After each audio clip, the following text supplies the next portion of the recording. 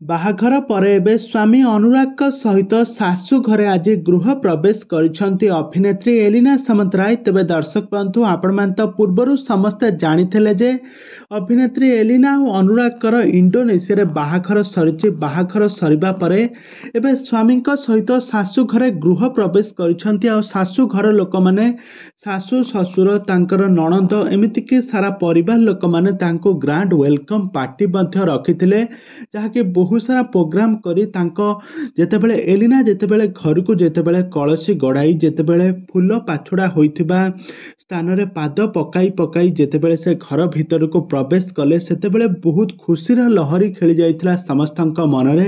କାହିଁକି ନା ଘରର ବୋହୂ ଯେତେବେଳେ ଗୃହ ପ୍ରବେଶ କରୁଛନ୍ତି, ସମସ୍ତଙ୍କ ମନରେ ବହୁତ ହସ ଖୁସିର ଭରପୁର ହୋଇଯାଇଥିଲା।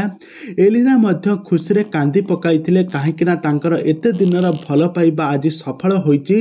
ଆଜି ଶାଶୁ ଘରେ ପ୍ରଥମ ଥର ପାଇଁ ଗୃହ ପ୍ରବେଶ କରୁଛନ୍ତି ବୋଲି ଏଲିନା ଆଜି ଭାବ ବିହ୍ୱଳ ହୋଇ ମଧ୍ୟ କାନ୍ଦି ପକାଇଥିଲେ। ତ ଏଲିନାଙ୍କୁ ଆପଣମାନେ ଏଠାରେ ଦେଖିପାରୁଥିବେ, ତାଙ୍କ ସ୍ୱାମୀଙ୍କ ସହିତ ହାତରେ ହାତ ମିଳାଇ ଇଣ୍ଡୋନେସିଆରେ ବିବାହ କରିସାରିବା ପରେ ଏବେ ତାଙ୍କ ଶାଶୁ ଘରକୁ ଫେରି ଆସିଛନ୍ତି। ଶାଶୁ ଘରେ ସ୍ୱାମୀଙ୍କ ସହିତ ଗୃହ ପ୍ରବେଶ କରୁଥିବାର ଆପଣମାନେ ଏଠାରେ ଦେଖିପାରୁଥିବେ। ଆଉ ଏହାର କିଛି ଫଟୋ ଭିଡ଼ିଓ ସେ ତାଙ୍କ ସୋସିଆଲ ମିଡ଼ିଆ ହ୍ୟାଣ୍ଡେଲରେ ସେୟାର କରିଛନ୍ତି, ଆପଣମାନେ ଏଠାରେ ଦେଖିପାରୁଥିବେ। ତ ଏଲିନା ତାଙ୍କ ସ୍ୱାମୀଙ୍କ ସହିତ ଇଣ୍ଡୋନେସିଆରେ ବାହାଘର ପରେ ସେ ଏବେ ଆମେରିକାରେ ସେଟେଲ ହୋଇଯାଇଛନ୍ତି। ସ୍ୱାମୀଙ୍କ ସହିତ ଏବେ ଆମେରିକାରେ ଚାଲି ଯାଇଛନ୍ତି, କାହିଁକି ନା ତାଙ୍କ ସ୍ୱାମୀ ଆମେରିକାରେ ରୁହନ୍ତି।